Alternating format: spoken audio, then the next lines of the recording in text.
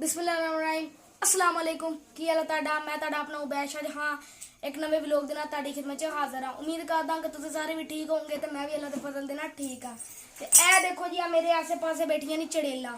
ਦੇਖੋ ਹੈ ਤਾਂ ਮੇਰੀਆਂ ਭੈਣਾਂ ਹੀ ਪਰ ਇਹਨਾਂ ਨੂੰ ਮੈਂ ਪਿਆਰ ਨਾਲ ਚੜੇਲਾਂ ਕਹਿਣਾ। ਚਲੋ ਆਨੇ ਆਪਣੇ ਵਲੌਗ ਦੀ ਤਰਫ। ਅੱਜ ਮੇਰੇ ਕਜ਼ਨ ਦੀ ਸ਼ਾਦੀ ਆ।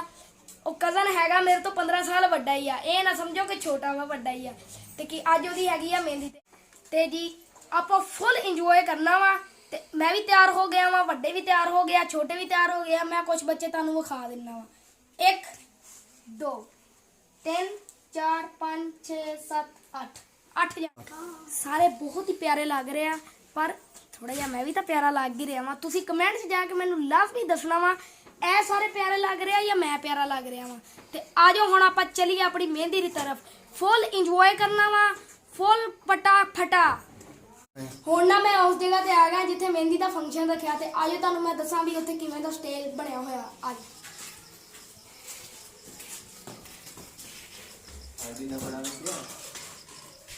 ਆ ਦੇਖੋ ਜੀ ਤਕਰੀਬਨ 50 ਕੁਰਸੀਆਂ ਇੱਥੇ ਲੱਗੀਆਂ ਹੋਈਆਂ। ਉਹ ਸਾਹਮਣੇ ਸੋਫਾ ਪਿਆ ਤੇ ਜਿੱਥੇ ਦੂਲੇ ਨੂੰ ਲਿਆ ਕੇ ਬਿਠਾਣਾ ਵਾ ਤੇ ਜਿੱਥੇ ਮਹਿੰਦੀ ਦੀ ਰਸਮ ਹੋਣੀ ਹੈ।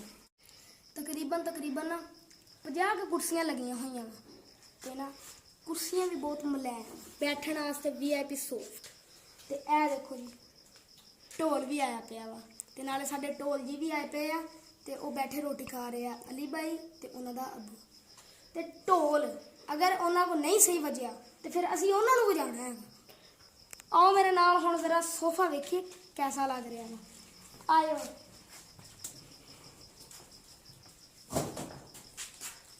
ਵਾਹ ਜੀ सोफा भी जी VIP सोफा है वा।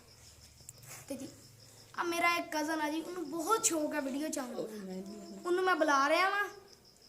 आयो जी बैठो मेरे नाल। ऐ जी ऐ मेरा कज़न हैगा। इनू बहुत शौक सी मेरी वीडियो चाहने का। मैं कहा फिर तू भी आ जा यार। आज नाम की है तेरा? रहमान। की काम करदा? मेरी दुकान आ। केड़ी शहर है? मनियारी दी। किन्नी के रोजी हो जाती रोज दी? बस सही हैगा वा। सही काम? हाँ सही। मतलब के VIP? हाँ VIP। किन्ना का काम कर लेना दिन च? बस ठीक है 20,000 वट लीदा दोनों का। 20,000? हाँ 20,000 गुस्सा ना करी गल। अच्छा स्कूल तेरे प्यो ने जाना सी ओ भाईजान भाई दुकान इतनी उम्र च दुकान पा के बह गया वा। की करिए भाईजान स्कूल नहीं पढ़ ओ भाई पढ़ेगा तो मेरे वर्गा फिर ही तू आर्टिस्ट बनेगा। पढ़ेगा तो फिर ऐसी नहीं पढ़ना चाहते यार। क्यों नहीं पढ़ना यार सान दुकान दा यार वे अल्लाह ताला ने तेनू तेरा दिमाग दिता, तेरा दिल दिता, तेनू क्यों दिता? तू पढ़ना क्यों नहीं पढ़ना? यार नहीं दिल करदा पढ़न नु। एवें दिल करदा तेरा। मैं करदा तेरे प्यो दे नाल गल तेरी पढ़ाई कर ली तू गल। नहीं भाई तू पढ़ना वा यार। नहीं मैं जी अपने कज़न ਨੂੰ ਸਮਝਾ ਦਿੱਤਾ ਵਾ। ਹੁਣ ਭਾਈ ਉਹ ਕਹਿੰਦਾ ਮੈਂ ਜਾਊਂਗਾ ਸਕੂਲ। ਹੁਣ ਭਾਈ ਉਹਦੀ ਮਰਜ਼ੀ ਜਾਵੇ ਜਾਂ ਨਾ ਜਾਵੇ ਠੀਕ ਆ।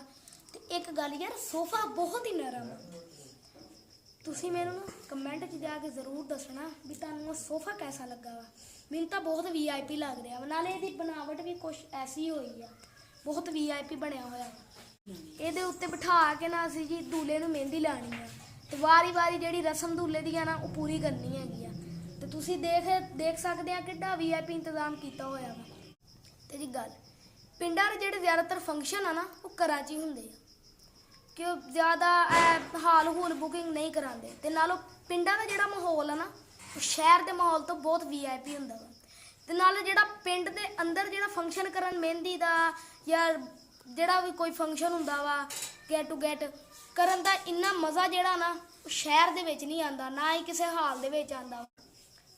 ਮੁਖਤਸਰ ਜੀ ਮੈਂ ਕਹਿਣਾ ਵਾ ਕਿ ਜਿਹੜਾ ਫੰਕਸ਼ਨ ਘਰ 'ਚ ਕਰਨ ਦਾ ਨਾ ਮਜ਼ਾ ਉਹ ਬਾਹਰ ਹਾਲ ਦੇ ਵਿੱਚ ਕਰਨ ਦਾ ਮਜ਼ਾ ਨਹੀਂ ਹੈ। ਮਹਿੰਦੀ ਜੀ ਆਉਣ ਵਾਲੀ ਆ ਤੇ ਆਓ ਮੇਰੇ ਨਾਲ ਵੇਖਦੇ ਆਪਾਂ ਮਹਿੰਦੀ ਕੈਸੀ ਲੱਗ ਰਹੀ ਹੈ। ਆਇਓ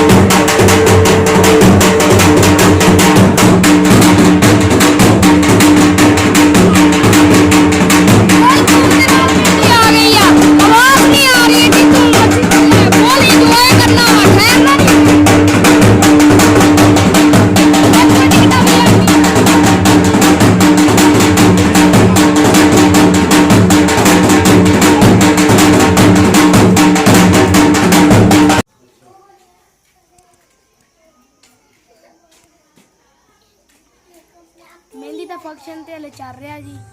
ਤੇ ਜੀ ਡਾਂਸ ਡੂਸ ਵੀ ਹੋ ਗਿਆ ਤੇ ਸਾਰਾ ਕੰਮ ਮਤਲਬ ਰਸਮਾਂ ਰੁਸਮਾਂ ਸਾਰੀਆਂ ਹੋ ਗਈਆਂ ਜੀ। ਤੇ ਮੈਂ ਤਾਂ ਹੁਣ ਕਾਫੀ ਥੱਕ ਗਿਆ। ਮੈਂ ਸੋਚਦਾ ਵਾਂ ਕਿ ਮੈਂ ਨਾ ਘਰ ਜਾ ਕੇ ਸੋ ਜਾਵਾਂ ਕਿਉਂਕਿ ਸਵੇਰ ਸਕੂਲ ਵੀ ਜਾਣਾ ਵਾ ਤੇ ਕੀ ਨਾਮ ਆ ਕੰਮ ਵੀ ਕਰਨਾ ਸਕੂਲ ਡੈਡੀ ਡੂਰੀ ਮਿਲੀ ਹੋਈ ਆ। ਹੋਮਵਰਕ ਕੋਈ ਸ਼ੈ ਨਹੀਂ ਕੀਤੀ ਟਿਊਸ਼ਨ ਹੀ ਨਹੀਂ ਗਏ ਹੈਗੇ। ਤੇ ਨਾ ਅੱਜ ਤੁਹਾਨੂੰ ਮੈਂ ਮਹਿੰਦੀ ਵਿਖਾਈ ਆ। ਕੱਲ ਬਰਾਤ ਵੀ ਇਨਸ਼ਾ ਅੱਲਾਹ ਤਾਲਾ ਵਿਖਾਉਂਗੇ ਤੇ ਪਰਸੋਂ ਵਲੀਮਾ ਵੀ ਇਨਸ਼ਾ ਅੱਲਾਹ ਤਾਲਾ ਵਿਖਾਉਂਗੇ। ਤੇ ਤੁਸੀਂ ਮੇਰੇ ਚੈਨਲ ਨੂੰ ਲਾਈਕ ਸਬਸਕ੍ਰਾइब ਕਮੈਂਟ ਸ਼ੇਅਰ ਕਰਨਾ ਨਹੀਂ ਭੁੱਲਣਾ। ਅੱਲਾਹ ਹਾਫਿਜ਼।